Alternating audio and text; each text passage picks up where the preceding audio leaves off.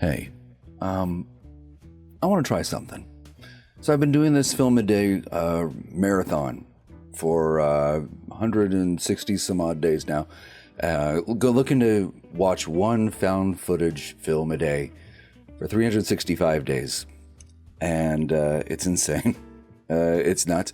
But so I'm at 160 some odd, and I was putting everything together in this spreadsheet here.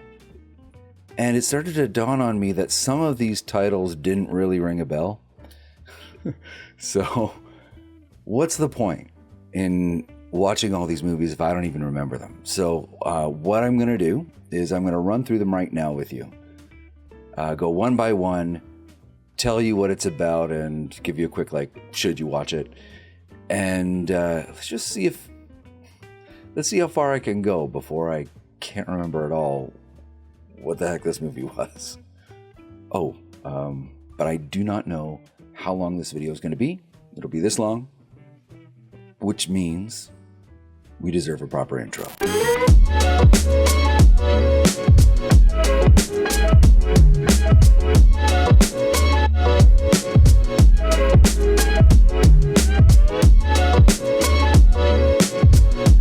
Okay. So, starting at number 1, Be My Cat, Film for Anne. A lot of fun. It's a movie made by a guy who wants to make a movie with Anne Hathaway. And so he's kidnapping these women and showing actual violence and saying, we could recreate cinema with scenes just like this one. It's uncomfortable and twisted and pretty cool. Number 2, Mr. Creep. Mr. Creep is about a serial killer doll hacker thing. I don't know, a bunch of documentarians find out about a serial killer that was executed in the town and that for some reason no one's ever heard of, even though he killed a lot of people. And so they go digging, and just because they're researching him, he comes back to life and kills them all. It's fine. It's fine. A lot of people like it. The acting is terrible. The dialogue's terrible, but there's some exciting action. Life of Belle. Life of Belle is like a horror possession movie, basically, like a haunted house with a lot of security cams. And really, this is just a movie made by a family, and they said, let's make a horror movie. So they made Life of Belle. And it has that vibe. There's just this family's just having fun making a little horror movie. It's not terribly scary, and it has a kind of an ending that just kind of left my head scratching there, but it's all right. Surviving is pretty neat. Surviving, I'm going to give you a should you watch. You should watch it. It's almost a one-man show about a guy holed up in his apartment during a zombie apocalypse. He's there with his baby, and he's trying to make sure his baby makes it through, and he's hiding from the zombies. Things do not go well, and it's dramatic and scary and wild. It's pretty cool. VHS Violence Bootlegged is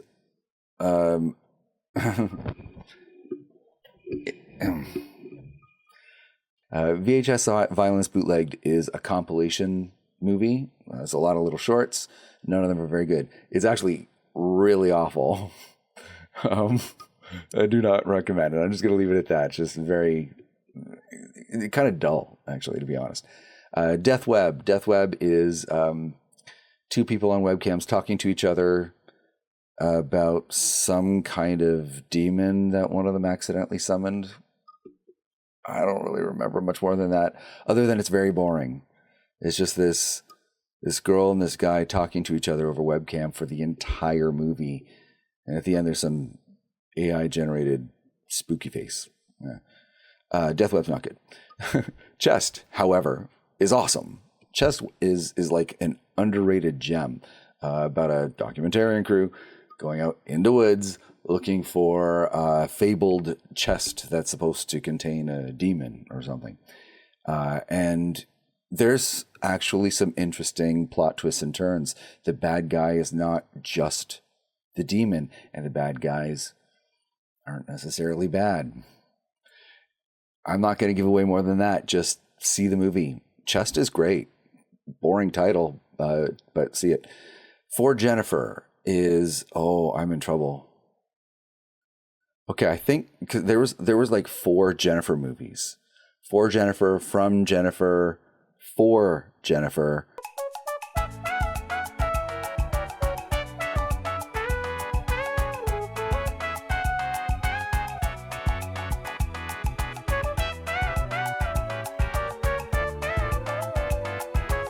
They're Watching 2016 is hilarious.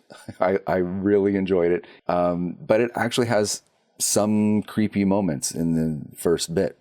It's about a documentarian crew. Well, actually, not really. So it's about a crew that's filming a TV show in, don't remember what country, about a home improvement style thing. And, well, they get more with them what they bargained for from the locals. And then it turns out, well, there's a twist. They're Watching is hilarious fun, and it just goes totally Looney Tunes in the third act, just like wacky. So I liked it. The coldness is, hang on, I remember it, but I just don't remember the guy's name. Hang on. The coldness is Paul Parducci, for the most part, talking to the camera, and he is like an electric actor. Very engaging, and it's about him investigating this case of these 2 separate girls in 2 separate locations that locked themselves in a freezer, and clearly intentionally, with the only note being the coldness, which is a stupid note and meaningless, and. Some people love this movie and find the ending haunting. I found the ending pointless, and it kind of ruined everything. So mileage may vary.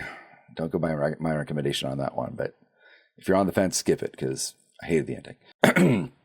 Made everything just seem like there wasn't a point. Why even do it then if you're going to just die? Anyway, Lexi is a almost one-man show from this lady who's acting as the character Lexi. She's an influencer, and she kind of falls apart as she's being haunted, and then people are dramatically unsupportive, and she gets bullied online, and she slowly loses her mind until she disappears. The script isn't great. I found that I kind of wanted more because the actor just poured their heart into it, but the script is not going to stay with you. You're not going to remember much. I'm amazed I remember as much as I do about it. Livestream 2018 is a live streamer playing a crappy video game that turns out to be haunted.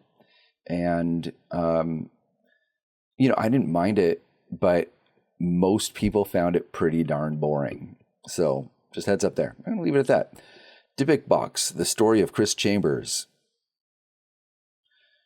Guy buys a Dybbuk box from the dark web and opens it, and it haunts his house.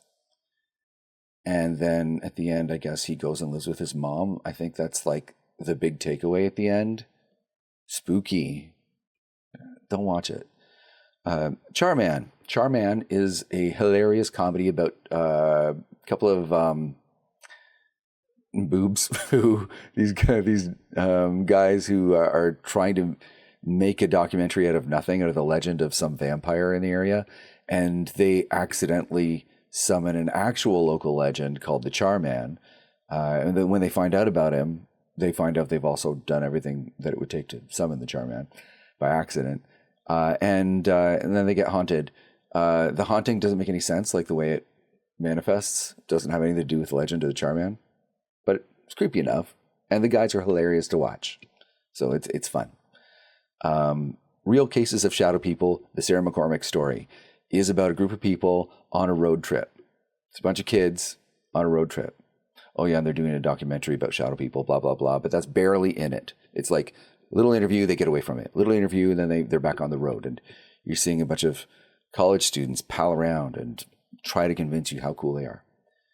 That's the movie. And then, oh yeah, at the very end, they go into a haunted house. Don't see it. It sucks. Black Daruma, however, is awesome. This is a low budget about a guy who is out shopping for a hammer and ends up buying a creepy haunted doll.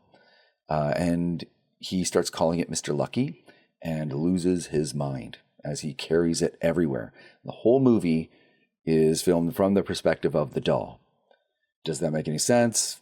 I don't know. Who cares? It's fun watching this guy just lose his mind gradually, the whole while thinking he's the only sane person in the world. Fantastic. I think, it's a good script, really good script. And they came up with a lot of creative things to do with a single camera perspective. So, yeah, that's Black Daruma, which is hard to remember. Titles are tough. Godforsaken, 2020. Godforsaken is about someone who comes back from the dead at their funeral. They crawl out of their coffin and start doing miracles. And everyone loses their minds in the town. The whole town goes crazy. And there's this, you eventually have to escape from town. And it was all right. Some of the acting was really good. And some of the acting was awful. Like, really bad, to the point where you're just like, what did I just watch? So if you're okay with that, watch it. If you're not okay with that, skip it, because there's some really bad acting in there. But it looked like the community had a really good time putting on this production, and that counts. The Washington County Disappearances is one guy out searching for what he thinks is a serial killer that nobody else acknowledges as a serial killer. It's a lot of him talking to the camera in a room, not doing anything but crying for like long periods of time, just him talking. And he's not that great of an actor. Like he's he's fine, but to carry off something like that, you've got to be great. And he isn't. And then he wanders around houses. He just breaks into random places throughout the thing. So there's a lot of wandering around in the dark. The finale didn't make a lot of sense, but it was okay. The finale was okay. So I don't know. Washington County Disappearances, I can't necessarily recommend it. However, if you ever want to see how a movie could be made on zero budget, this might be the one for you. Dwellers. It's about people who live somewhere. Dwellers is about a small reporting crew who are doing some kind of feature about the homeless and find out that there are people living in the underground tunnels in the city. So they go visit it. No, this is not the tunnel. This is Dwellers. Slightly different. These guys are a little funnier. The tunnels are a lot bigger. And, and there's actually cooler blood effects in this one. Pretty fun gore. Dwellers is one of those things that's fun if you don't take it too seriously. And that's okay, because the filmmakers didn't either. They were just there for a good time.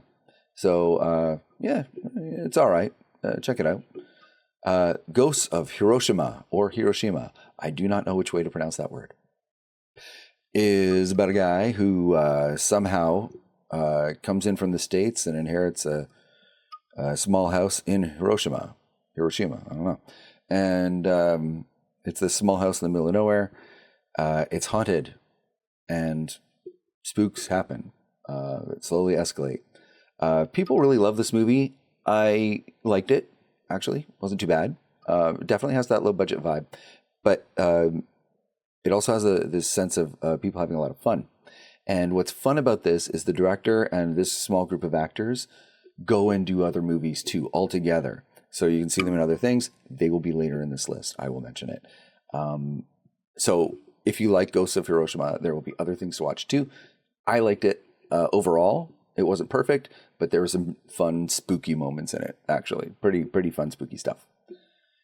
Invited is a Screen Life movie about a family getting together to get back in touch with their long-lost daughter, or sister. There's a sister in there. And they haven't heard from her in a long time. She's overseas. And she got back in touch and said, "Hey, everyone, I'm getting married online." So they're there to watch the wedding. They don't know these people on camera. Like there's this religious group that she's connected with. And she comes on camera and she's cut her hair off. And well, I don't know. There's something off. There's something strange. And they're led through a ritual, and things get spooky, and then things get gruesome in a way that still makes me squirm just thinking about it just now. Invited's worth seeing, and it's not terribly long. And the mom character, whose name I'm just not going to remember, I spent the whole movie thinking, I know her. I know where she's from. And then I looked her up. I absolutely don't. I don't know why I thought that, but she's great, and I hope she actually gets more roles in the future because she's a really good actor. Okay, Vazi, Indian movie, no budget, camping in the woods. It takes forever to go camping. It takes forever to get there. They're looking for some curse, and instead of getting cursed, they get mugged. But but then there's other people, and then there's other people. There's all these twists at the end. I found most of it seemingly went nowhere. Oh my God. I am only at 22, and how many minutes in am I? Way too many. I gotta pick it up.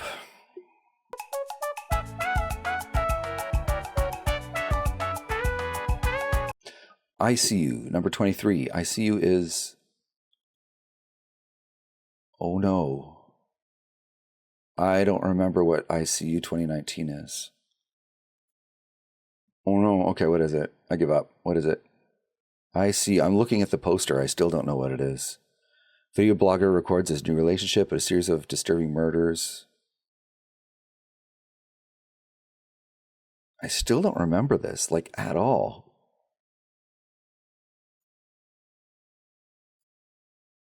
What a terrible poster. What a terrible description. Okay, look at my review. Oh, that's it. Oh, thank goodness for my review. Okay. ICU is a movie about a guy who's documenting his relationship with his girlfriend.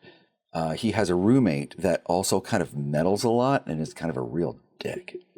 And then soon it comes out that something nefarious is going on. Something potentially murderous is going on, but you don't know. You assume it's the roommate, but you don't know it's him. And as the movie goes on, more and more doubt creeps in as both the guy whose camera it is and the roommate are kind of sketchy. And it all ends up in a kind of a crazy, weird twist way. Actually worth seeing. Terrible title, terrible poster. Guys, do something more memorable because, like, this is a movie worth seeing and no one's going to ever see it. So it gets lost in the shuffle. A Town Full of Ghosts is, hey, we bought a ghost town. Let's refurbish it. It's going to be a great tourist trap. I don't know why they think that. They had to drive hours to get there. It's an old Western themed place. Nobody cares about Western crap. I don't know. So it doesn't work out. And of course, the place is haunted and they all go crazy. And yeah, Town Full of Ghosts is fine. If I were to go back in time, I'd probably skip it. The Mitchin Murders. What's the Mitchin Murders? Okay.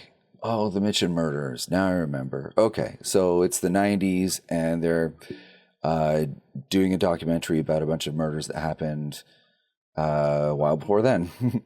And so as they're doing this documentary, there's twists, there's turns. Characters are not who they seem. And it's okay. Clearly, it's not very memorable. If I just could not remember it at all, I actually had to read my own review.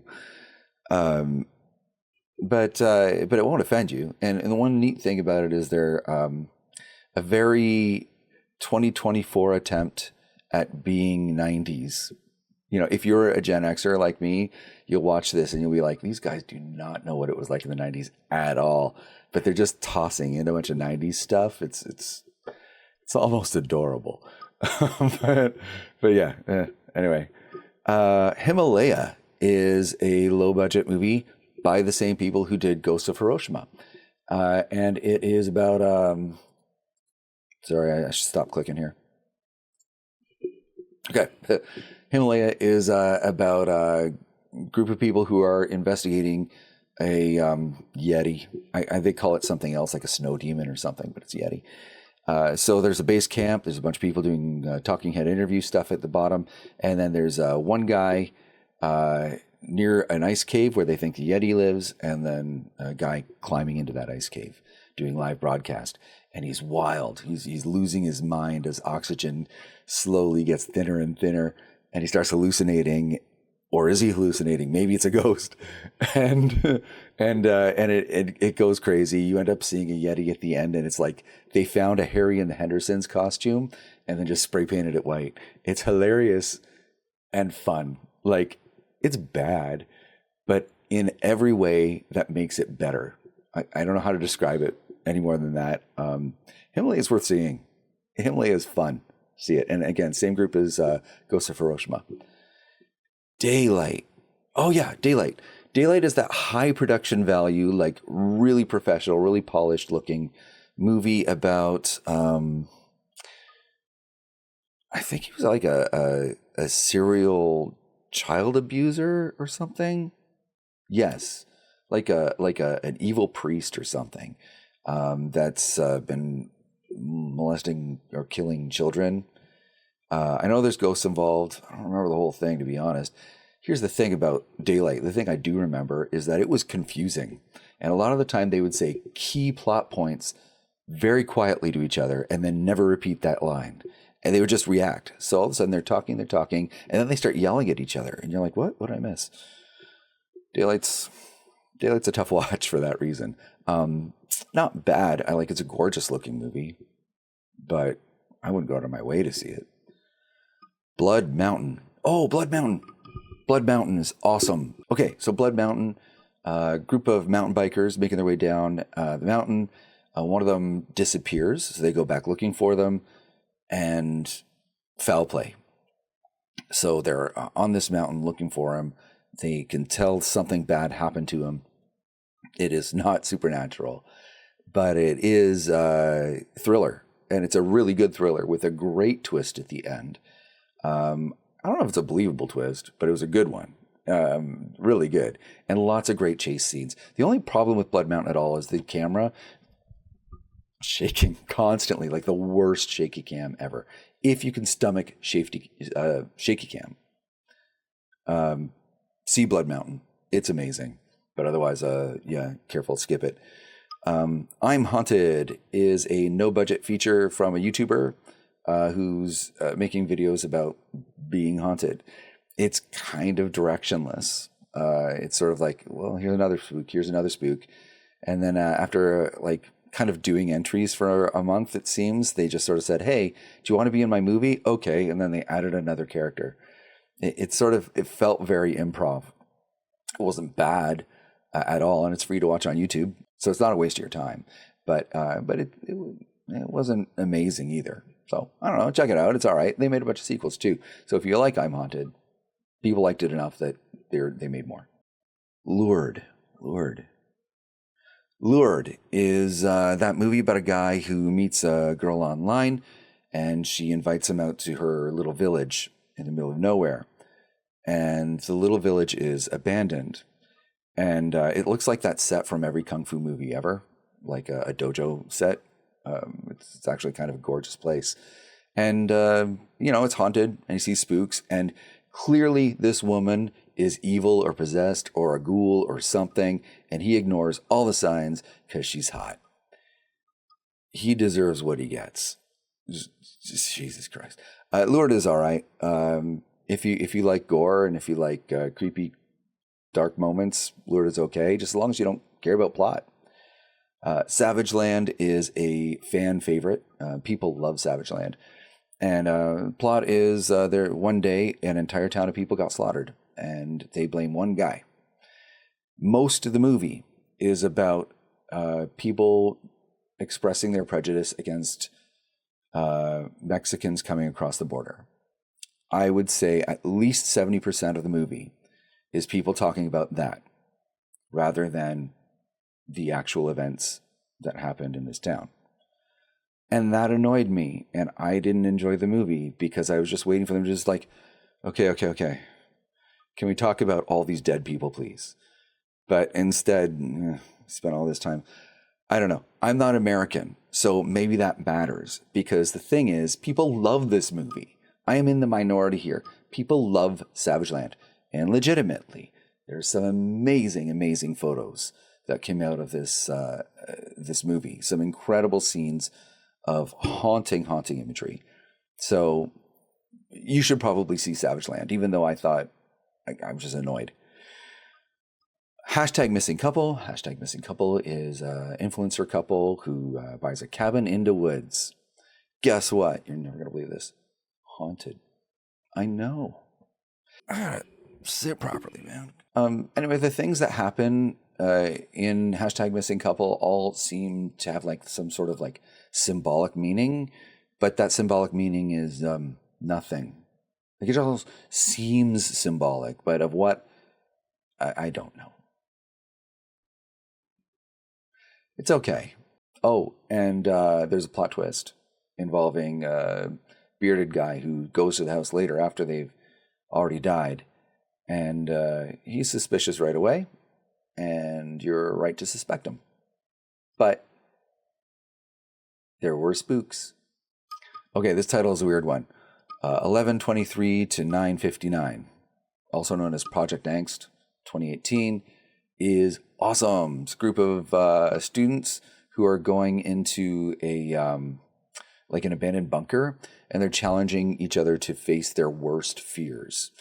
And so they all do that, and it's pretty intense. It's pretty wild as they're engaging in their worst fears. Legitimately fantastic performances, like really good acting. I really felt their fear. And then they find out they're actually locked in, like for real. They're stuck in there, and I gotta admit, did not understand the ending. I mean, it was spooky, but I didn't get it. Still recommended. Still awesome. Beyond the North Woods.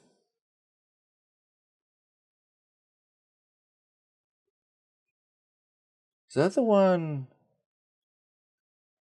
Oh, Beyond the North Woods. I totally forgot about this movie. Okay. Beyond the North Woods is a small group of people who go into like a national park area, nice manicured paths, no problems at all. And I can't even remember what they're going for. They're researching something, and then space and time starts looping back on itself. They got caught in this bizarre thing where paths don't go where they should, and time of day starts becoming more and more arbitrary, and everything kind of folds in on itself in a weird way. You're going to be looking at a lot of trees for this movie. This is Into Woods times a million. All you're looking at is trees for this entire movie. But it's still worth seeing. I think it was pretty clever, despite the fact that it was like convoluted in the extreme. But still, Beyond the North Woods, actually, it's pretty neat. It's pretty unique. You just got to deal with like the complete lack of interesting visuals for a lot of it. The Monster Project is kooky fun. The Monster Project, this group of people, reporters, I guess, somehow get a what is it? A werewolf, a vampire, a demon. Is that it? Something? No, I think that's it. These three people get them into a haunted house for interviews, and they just like assume these people are crazy. They don't believe in the supernatural. Guess what? In this world, all supernatural stuff's real. All of it. And so they're in this haunted house on a full moon with all these supernatural creatures, and you're not going to believe it. It doesn't go well. I know. What could have possibly gone wrong? Monster Project is kooky crazy. It's a lot of fun, a lot of crazy gore, a lot of chase scenes. Yeah, see The Monster Project. It's a good time. Capture, Kill, Release is a couple who wants to be serial killers, and they do all this stuff to plan their first big kill. And then the wife kills a cat, and suddenly this all becomes way too real for the husband. And so that schism develops, and, well, things fall apart. Acting is great. Couple is gorgeous. So kind of sexy good times, but doesn't really go anywhere. So, there's that. Still worth watch. Oh my God, I am only at 37. I need to pick it up. I'm not gonna. I'm just gonna keep going the way I'm going. Near, I remember Near. It's a disappointment of a movie about a guy who, everywhere he goes, if he gets too close to somebody, they die somehow in some way. Sometimes they just kill themselves. Does he do anything with that power? No. He just decides to go and see his girlfriend, who doesn't realize she's his girlfriend. Meanwhile, his girlfriend is being scammed out of some insurance money. These two plots do not have anything to do with each other. So you go and watch her get scammed. You go and watch him walk across town. Scammed, walking, scammed, walking. Eventually they meet. Everybody dies, which is no surprise because everybody he gets close to dies. And it's a mess. I kind of regret seeing it. That's the truth. 13 Sherwood Avenue. What are the odds I'm going to remember a movie that's just some random address? I think this is the one where the guy's Alexa goes crazy. Let me look. Yes, that is the one. Okay, so 13 Sherwood Avenue is about a guy whose house is haunted, and his, I don't think he calls it an Alexa, I can't remember. But that it starts saying creepy things and, doing creepy things, sending random stuff to his house from Amazon. And eventually the ghost gets him. It wasn't terrible. I wasn't angry I saw it. I'd never watch it again because it was fine, but I'm not excited about it. So I don't know. 13 Sherwood Avenue. If you want to see a movie about an Alexa that kills people, kind of. There's not really that. There's a ghost, but yeah. It's not a bad one-man production for the most part. Nice no-budget feature. The Last Broadcast, 1998. I think this is the one about the guys who are out looking for a chupacabra or something out in the woods, and they all get killed. And so somebody's doing a documentary about that. And there's a last final twist in the movie about that massacre that a lot of people hate. I didn't mind it. I actually thought that the ending was not bad at all. But a lot of people absolutely hate the ending. So mileage may vary. But you're watching a very 90s documentary for the most part about a bunch of guys who go in the woods looking for something and end up dead. And you're not sure who's responsible. So twists and turns along the way. Last Broadcast. Everybody likes that, actually. It's pretty good. Exhibit A. I remember this one because it has a poster of a camera. It's never a good sign, but actually it turned out to be pretty good. It's about a guy and his wife and daughter. I don't remember if there's any other kids. But anyway, and the guy loses his job and then loses his mind. And it's all documented by the daughter and her video camera for the most part. And it's chilling. It is chilling. Your blood will run cold. It is really well done. Like, mad respect. It's dark. It's a dark movie.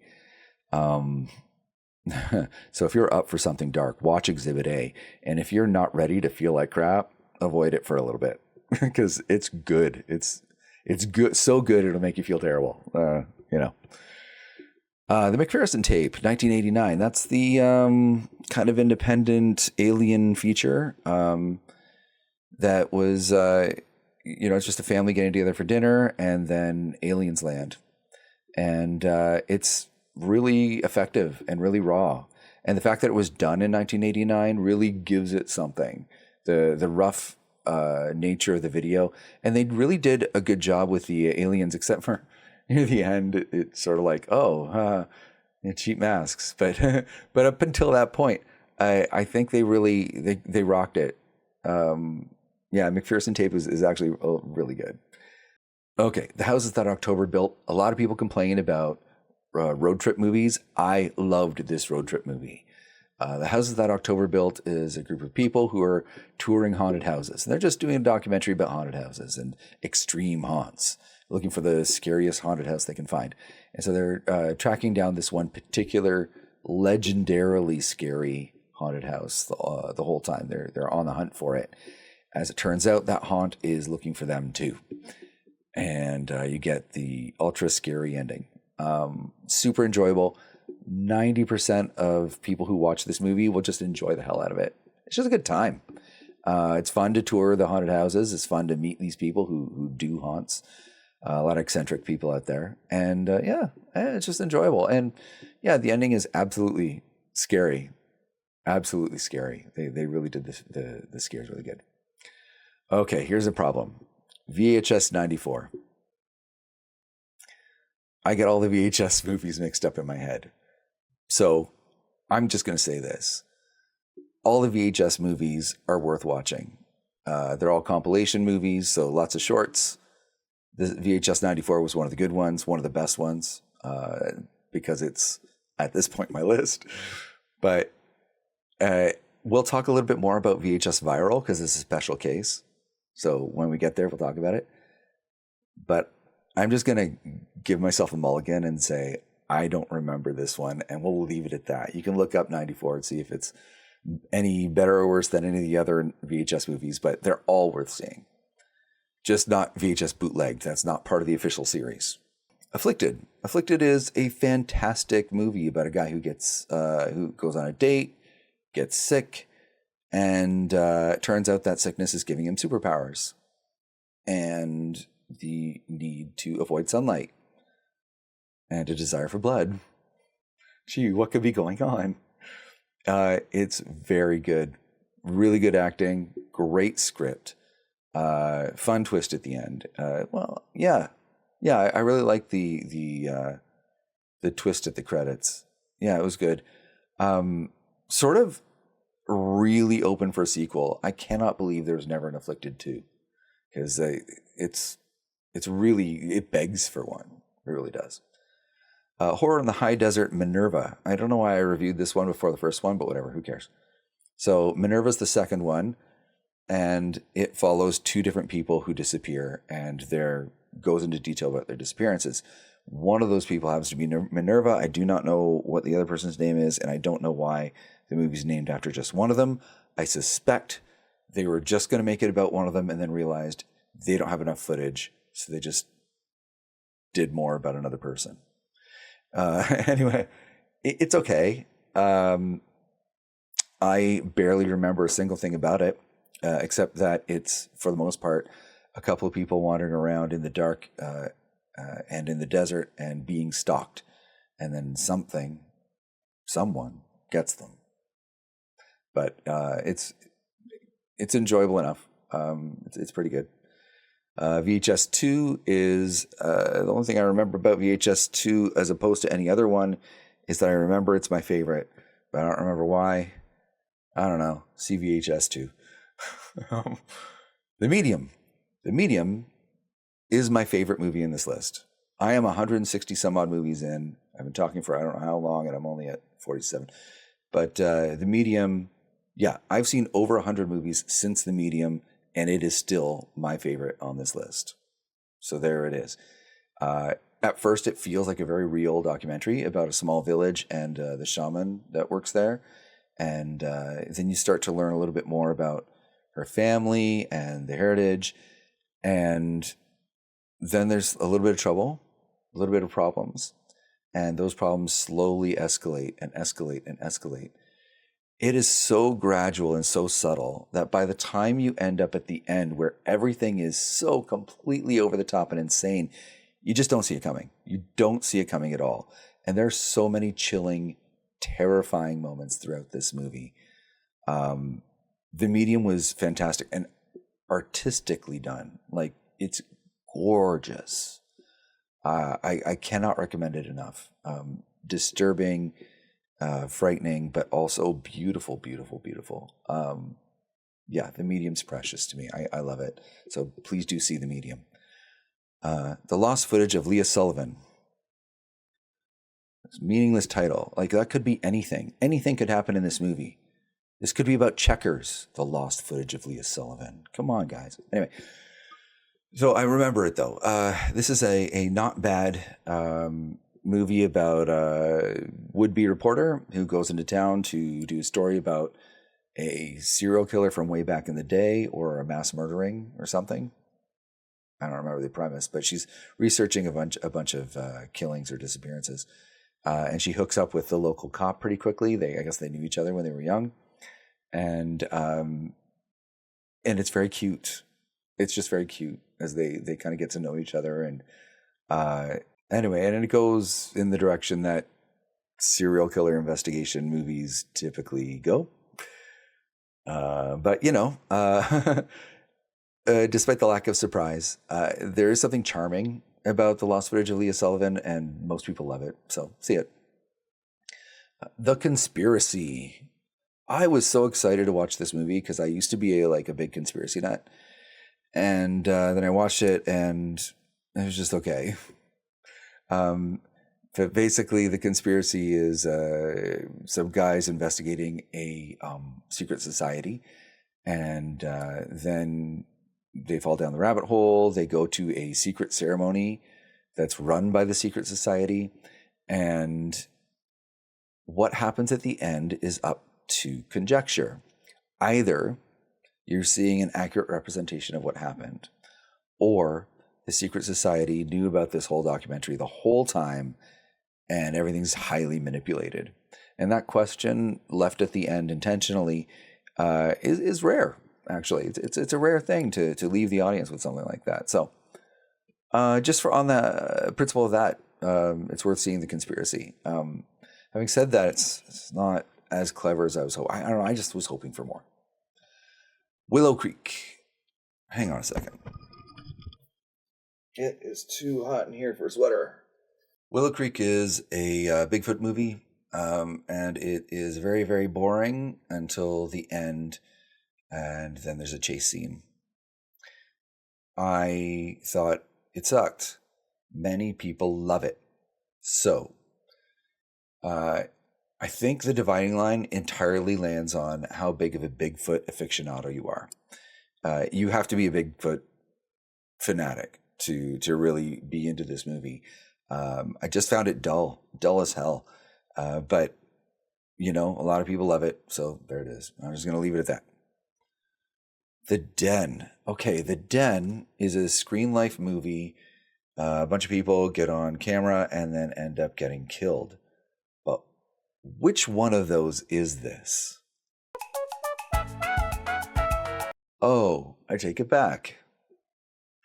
The Den is about a lady who's investigating Omegle, basically, and or chat roulette or whatever, and just wanting to see what kinds of people are on there. And she witnesses a murder. Oh my God, I got to find this murder. And then she ends up getting stalked. That's it in a nutshell. They do some supernaturally amazing things with hacking her whole life, and they take her life apart because it's amusing, and then she gets got. So it's a kind of a dismal movie of watching a lady's life fall apart. That's The Den. I don't know. Unfriended Dark Web. Okay, Unfriended Dark Web is a Screen Life movie. And again, I don't remember it. Let me look at which one this is. Okay. Unfriended Dark Web is the group of young people who get together for a big Skype chat thing. And somehow, I don't remember why. Oh, this is the one where the guy found a laptop somewhere and managed to guess the password to get into it and uses it. And as a result, everybody in the chat gets hacked and tracked down physically, and everyone gets hunted. And it's very tense, and there are plot twists and turns, and kind of an ending that's it hints at a larger world of terrible things going on. It was reasonably clever. It didn't make a lot of sense, like from a practical perspective. How would any of this happen? But who cares? Yeah, it's okay if you like this kind of thing. It's a good one of those. Okay, The Blackwell Ghost is a no budget feature, but a guy investigating a haunted house, and spooks happen. There's very subtle spooks, very believable things that go on, and so on that level, it can get under your skin. A lot of people absolutely love this movie. It is slow. It is no budget, so you're not going to be blown away by the special effects here. But it's not bad.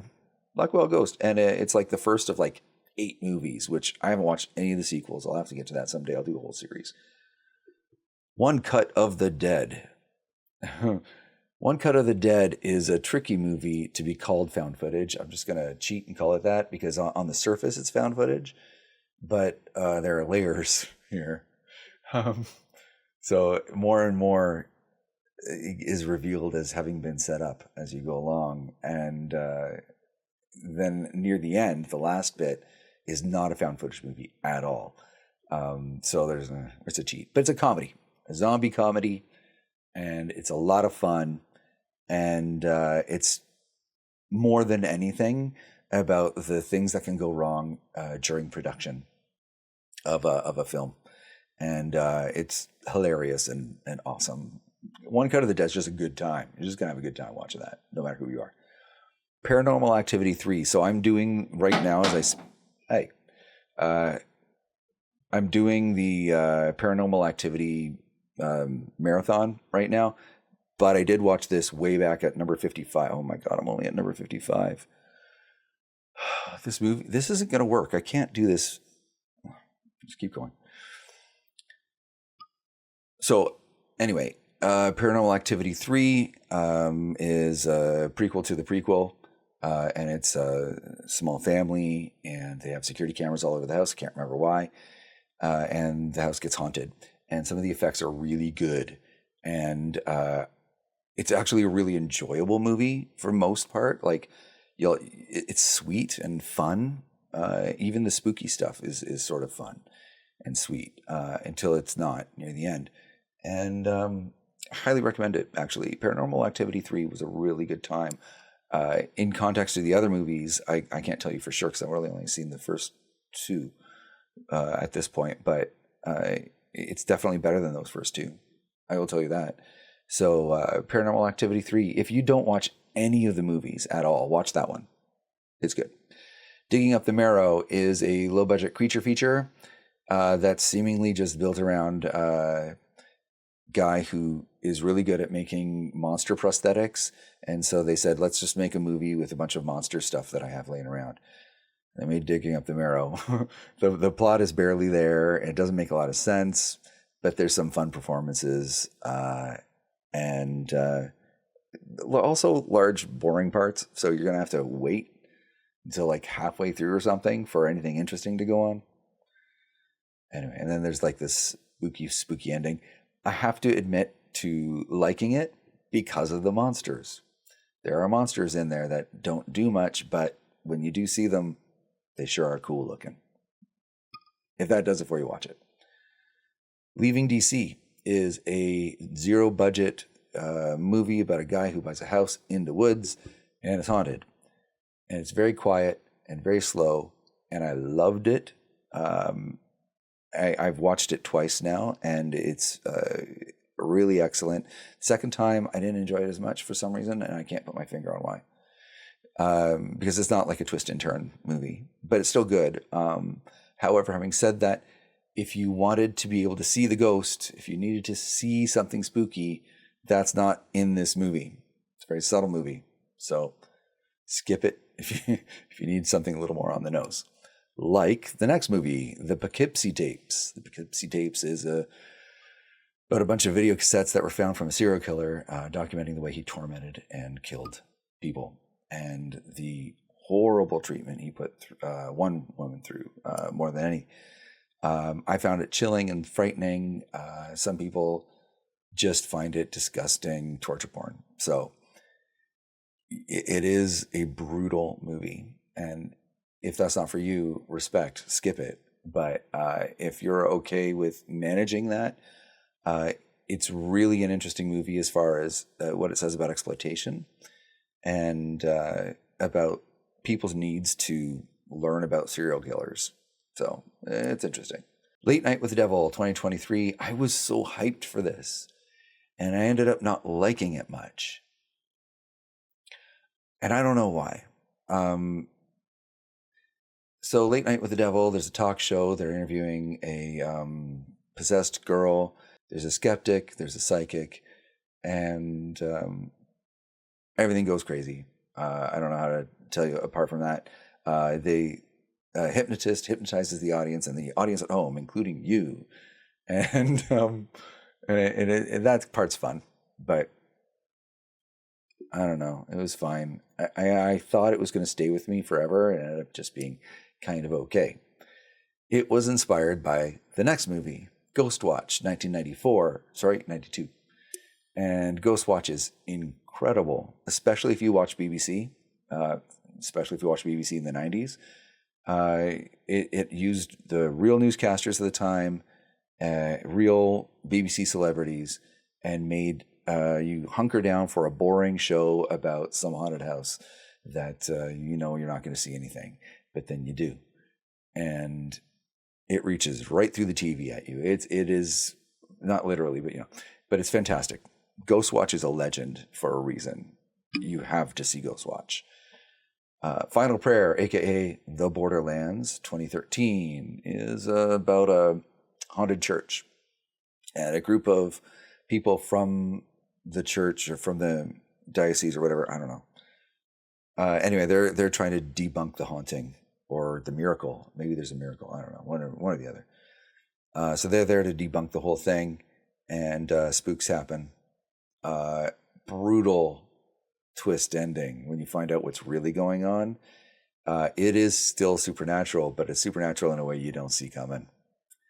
Really good. Really good. The Borderlands is pretty cool for horror fans because it gives you something you haven't seen before. Hell House LLC, and I did a little marathon on them. There's 4 of them. Hell House LLC 1 is about a group of people who want to run a haunted house, and they do it in the Abaddon Hotel, which is just this abandoned hotel called the Abaddon. And so they run their haunted house, and something happens, and people die. What could have happened? And there's an investigation into that. And so you watch them putting together the haunted house and building it all out, and spooks happen. And, a bunch of them die. Hell House LLC 2, the Abaddon Hotel, takes up where the last one left off, where the one guy who survived is trying to get people to investigate what's going on or trying to get it bulldozed out, one or the other. And there's some pushback from a local representative, and a bunch of people get got. Again, it wasn't as good as the first, but still, a bunch of people go inside and ghosts get them. And it's okay. It's pretty good. Hell House LLC 3, Lake of Fire, is the lowest point of the series. They just try to wrap it up, and they try to wrap it up in a way that's like not very satisfying. Like it just doesn't feel good when it ends. If you're watching the series, you're not allowed to skip it, but don't just watch Lake of Fire because you won't have any context for it either. So there's Lake of Fire 3 or Hell House LLC 3. And then the 4th movie is Hell House Origins, The Carmichael Manor, which seems like it's this big digression, but it's not. It has everything to do with Hell House, and it's great. Some people don't like it because there's an annoying character who, I know that deadly and horrible things are happening, but let's not leave, But I honestly, despite that, think it was fantastic. It's my favorite of the 4. I really, really enjoyed the direction it went.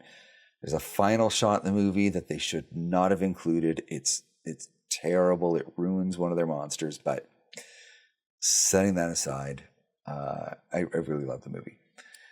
Lake Mungo. Lake Mungo is very divisive. Some people say it's boring and you should never watch it, and that it's terrible. Other people love it because it's subtle and creeping and very sad, and just confronts the process of mourning as a family grapples with the loss of their daughter, and seemingly haunted photos that they start finding, and they find that she had a secret life. Lake Mungo, for the most part, is beloved. People really do love this movie for a good reason. It's artsy and great. I think you should see it. I think it's worth seeing, and but it is quiet and slow. That doesn't work for everybody. The Visit, 2015, is an M. Night Shyamalan movie. A couple kids go to visit their grandparents for the very first time. The grandparents are crazy. Then there's some twists and turns, and reveals because it's a Shyamalan movie, but it's stuff that you probably saw coming. And everybody's performances are terrible, and the dialogue is really, but the dialogue is really bad. Really, really bad. So a lot of people like The Visit because they don't care about scripts and dialogue. So if you actually, honestly, if you don't care about dialogue, The Visit's actually probably going to be for you. If you pay attention to the things that come out of people's mouths and think about why they might say something like that, don't watch this movie. It's really infuriating to even think about right now. Rec 2. I don't know why I reviewed Rec 2 before the first one. I reviewed the first one later, but anyway. I think I was climbing the Wiki Top 50 at this point, so I was just going in order of that. But anyway, Rec 2, 2003, picks up where the first one left off. Zombies in an apartment building. New reveals, new plot, lots of panic chases, great set pieces. If you've ever loved a zombie movie in your life, this one will top it. Stop hitting the mic. And I think the first one, Rec, might be slightly better, but they're worth watching back to back. So Rec and Rec 2. The Last Exorcism is about a preacher who has been doing exorcisms for a long time, and he doesn't believe they're real. He just does it because people believe in them. So he goes through the motions, collects a check, and they feel better. They get over their problems, so what's the harm? But he's giving it up. He doesn't feel right about it. And so he invites a documentary crew to follow along. Pardon me. And it's amazing, as this last one happens to be a little bit more than they bargained for in ways I won't reveal. It's very clever in keeping you guessing as to what's actually going on here. So The Last Exorcism is really nice. Very cleverly written movie. See it. The Bay is about a town of people dying. And why did it happen? It is gruesome in the extreme. It is gruesome and painful and panicking and wild. They do not waste this premise of a town dying of something. This is the most perfectly exploited that premise ever could be. See The Bay. It's gross, but also terrifying in all the right ways. See it. Host. The hell is Host? I don't remember Host.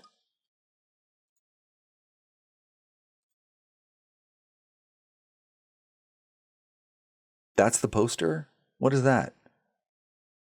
Oh, Host. Jeez, I remember Host. Okay, Host.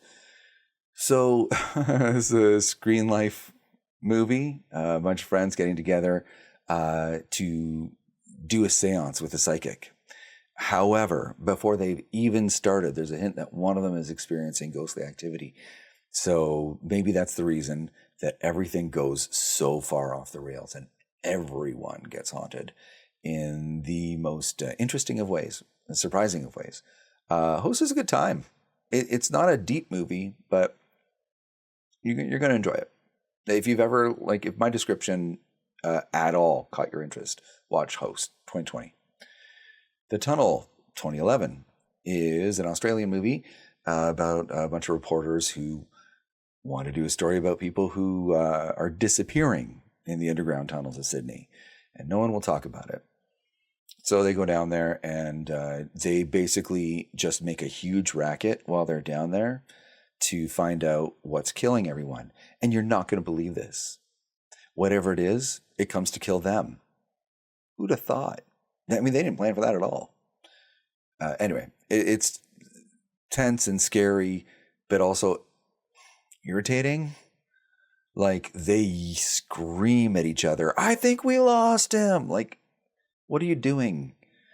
And they're constantly yelling about how irresponsible this reporter is and saying things to her that if she was a man, they would never say.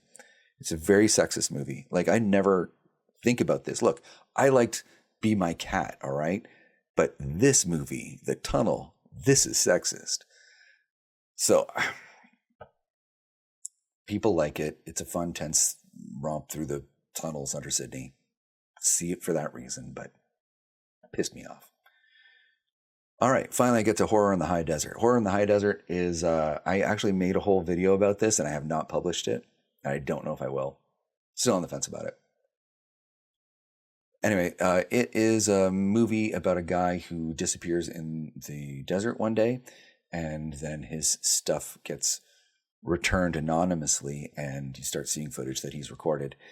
And it is very slow and very creepy, and you're going to be dealing with a lot of footage of the desert. You're going to see a lot of sweeping vistas.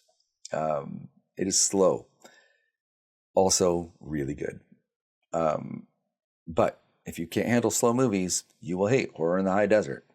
And a lot of people hate it. So be forewarned. But if you're okay with a slow movie, this slow burn is one of the best of the slow burns. It's excellent. And I actually really enjoyed the end, despite the fact that the mask was, Spirit Halloween. Deadstream. Okay, I think I know this one, but I want to check before because all these titles, they sound so similar. Yeah. Okay, all right. So Deadstream's a horror comedy about a wacky live streamer who wants to face his fears, and he's scared of ghosts, so he goes to this haunted house. And it's full of ghouls and ghosts and crazy stuff, and it's just goofy, gross fun. Like the one ghoul tackles him and sticks her finger up his nose just to annoy him. Like, that's the movie you're dealing with. If you're okay with that, if that sounds like fun, see it, because it is absolutely a slapstick comedy. And you have to be okay with that. And the ending made me laugh. Yeah, that's it. Incantation 2022 is kind of a legend. It is a movie about a lady who's trying to get you to help her daughter who is cursed. And just by watching the movie, you are helping. And the opening is very hypnotic. And after you finish watching the movie, you start feeling like, oh crap, she really did do something to me.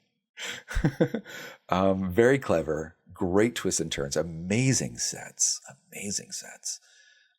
Gorgeous movie, and the spooks, I mean, the crazy, scary stuff that goes on in this movie, way off the charts. The Incantation is a really good horror movie on its own. Just like keep ramping it up. The stuff just gets more and more visceral. So yeah, Incantation. If you ever want a really scary movie, that's a good one. Troll Hunter 2010 is a lot of fun. Troll Hunter, I just the title, the poster, I thought, oh, this is gonna be stupid, and then I saw it, and it was like such a great adventure. It's an adventure movie about actual real trolls in the real world that are like giant, basically just crazy giants, and they're out there just tracking them down. I guess they're just acting weird, and there's a guy who's like a park ranger that deals with trolls. And he's just weirded out by their behavior, and he thinks it turns out it's rabies.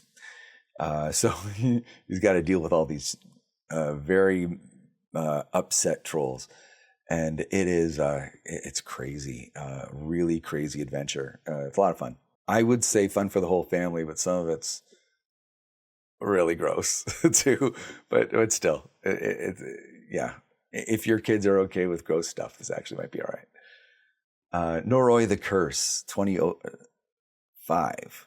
Yeah, Noroi the Curse, 2005. This is many people's favorite found footage movie. I wouldn't say it's my favorite, but I do love it.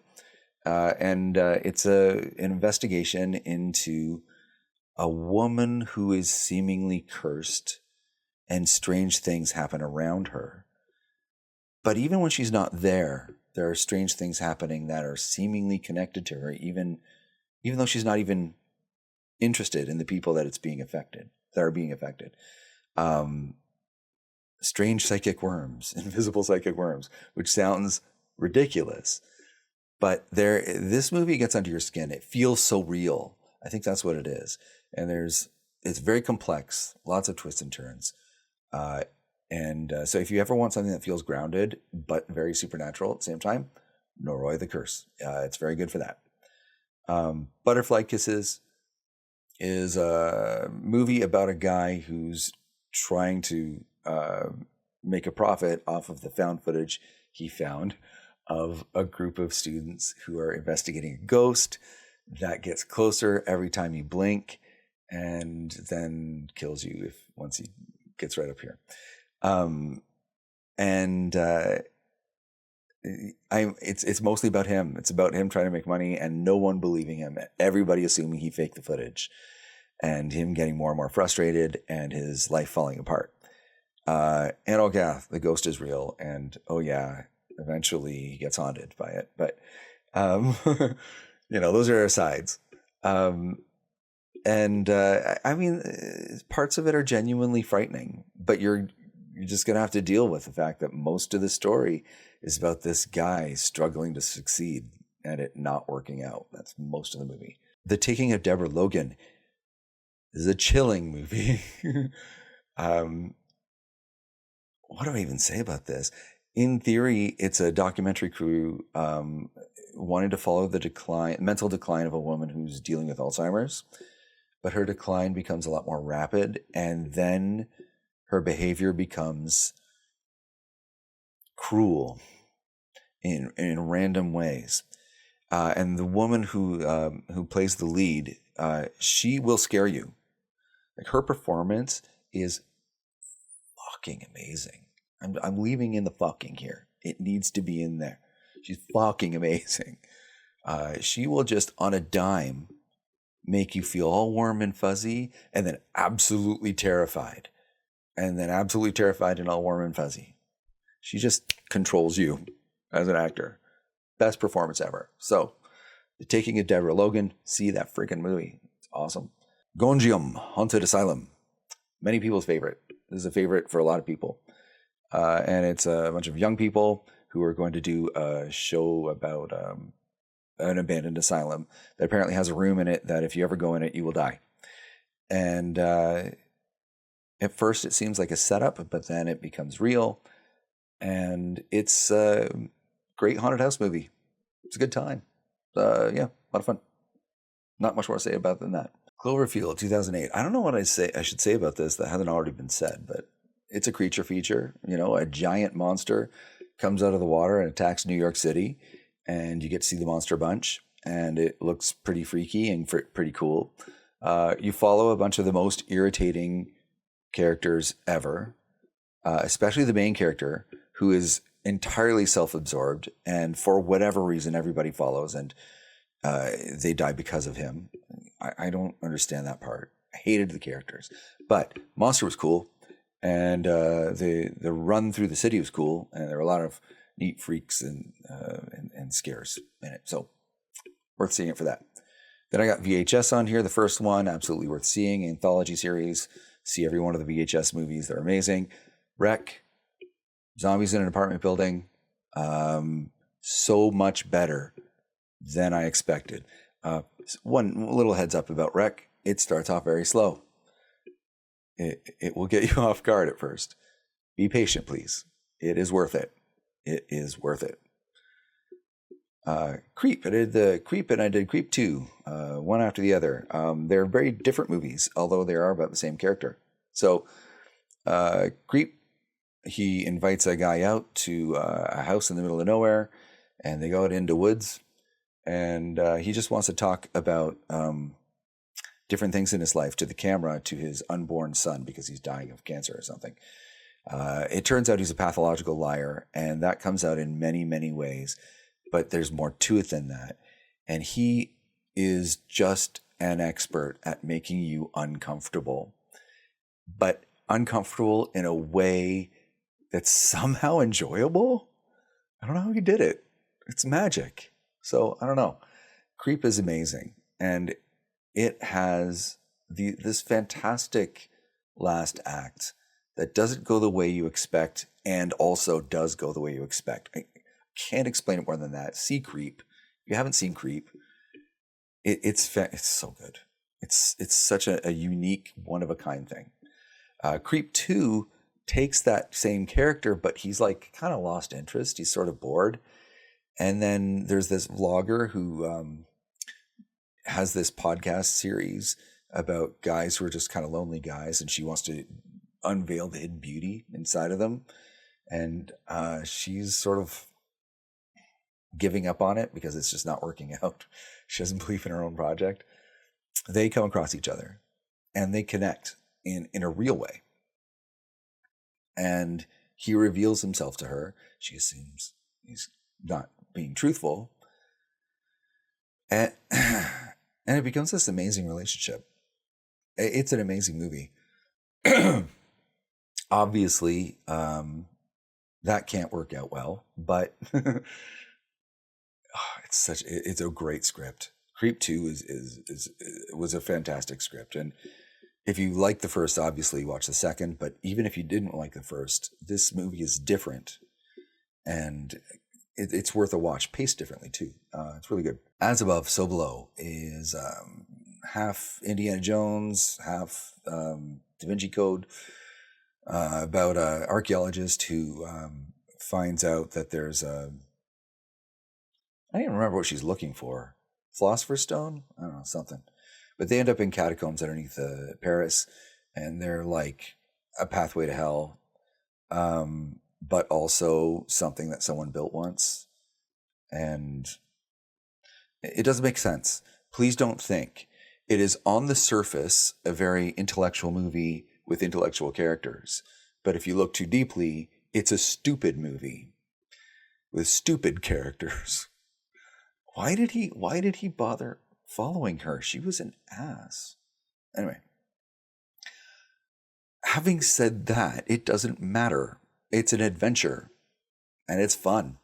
So as above, so below. See it. It's fun. Just don't take it seriously.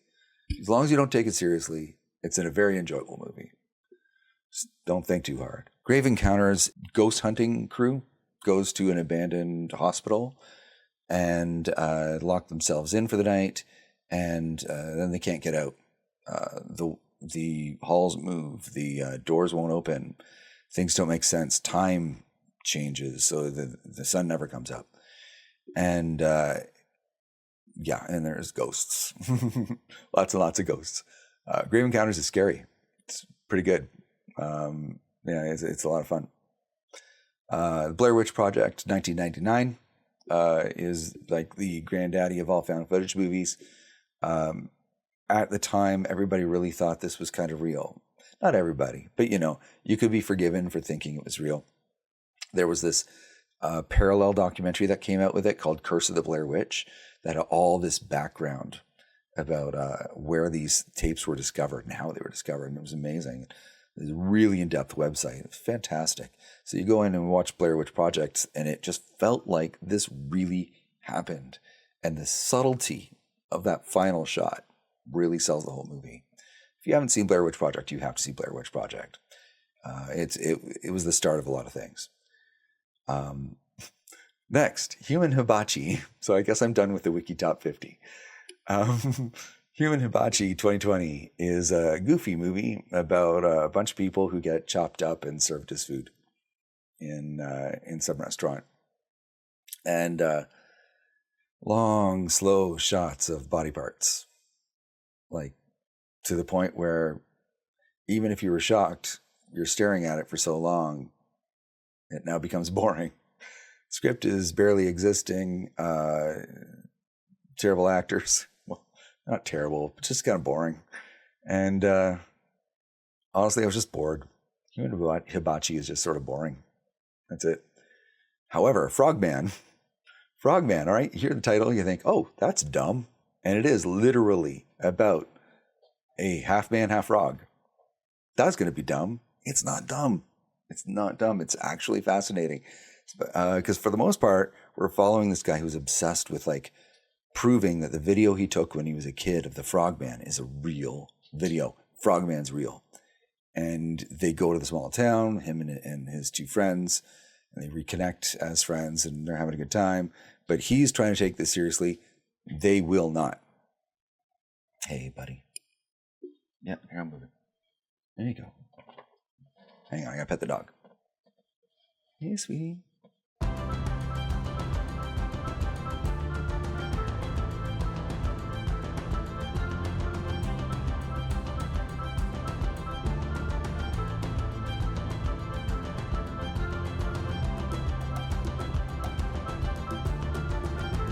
Anyway, yeah, Frogman's amazing. See it. It's got crazy twists and turns, wild special effects, occults and magic wands. I mean, like, honestly, it's great. It's great.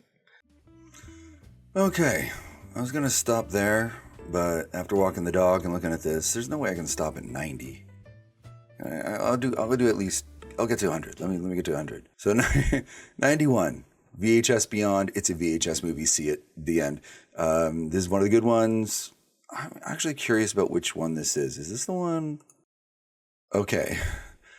VHS Beyond has one of the worst segments in the entire series. Fur babies sucked. But outside of that, amazing. Like all VHS movies. See it. It's amazing. 92. WNUF Halloween Special 2013. It looks like someone recorded TV in the 80s and you're just catching a segment off of it.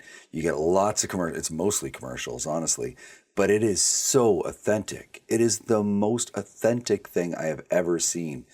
And it's great. They're doing a haunted house investigation or was it possession? I don't remember. No, haunted house.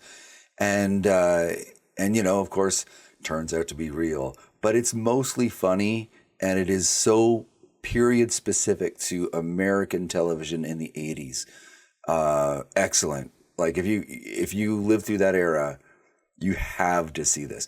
I don't know if younger viewers are going to like it because it legitimately is mostly commercials and for not real places. The Lost Vlog of Ruby Riel. People like this movie. I did not. It is about a influencer and her two influencer friends, or just friends, who go off to the woods, into woods, to do the challenge. I can't remember if it's like Cursed Tree Challenge or something. And the challenge involves basically walking around the back of this one tree. That's your challenge. And sometimes that brings you into another dimension. Nobody knows what that means. As it turns out, it means space and time fall apart for you. It was very boring. I was bored. Don't watch it. Howard's Mill is very interesting, however. Howard's Mill is a documentary about a plot of land that people seemingly disappear into occasionally. And they have a few videos of people just running across the field and falling and then just being gone. They're just not there anymore. And it's fascinating how they dig into the mystery and offer a bunch of possible explanations for it. Some of which are more plausible than others, you know. You go back and forth. And a big kind of question mark around the end. Howard's Mill is haunting. It's really good. Having said that, very, very slow. No big shocking boo, you know, no villain. So, you know, mileage may vary here. Punishment Park, 1971. I forgot I put this on there. 95. Punishment Park is a mockumentary about having the option to either do some prison time or go to Punishment Park for a 3-day challenge. If you pass that challenge, you don't have to go to jail. And if you don't pass the challenge, you do. Most people don't survive the challenge. They don't tell you that, of course. They tell you that it's perfectly fine. It's just Punishment Park for 3 days. It's a training exercise, but it's very real. Punishment Park is very real. There's no gore in Punishment Park. I think there's barely any blood. I think you see a bloody nose once, maybe. There's barely any on-screen violence, and it is the most disturbing movie I've watched in my entire life. I came away from Punishment Park with like a month-long depression, and it took a long time for me to work through it. Read my full review of it if you're intending to watch Punishment Park, because it can mess you up. But I think more people should see it. It's an important movie. So, all right. On a lighter note, 96, Behind the Mask, The Rise of Leslie Vernon. It's a comedy about a guy who wants to be a career infamous serial killer along the lines of Jason Voorhees, Michael Myers, Freddy Krueger. And he's developing a mythos. It's about him developing his own mythos and his own sense of supernatural power that's obviously all made up, just like these other guys, all made up. But, you know, people will believe it. He's creating his legend. And so he's invited this documentary crew along to watch him do this, which is, you know, it gives you the big question mark around your head. Like, does he really think they're going to let him kill these people? It's all part of the plan. Behind the Mask is fun. It's too bad they didn't do a sequel. It was pretty good.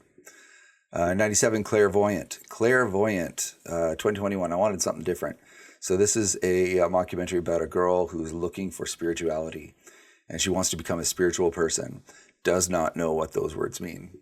And so she goes to all these would-be gurus and asks them blunt questions and does not understand half of what they're saying.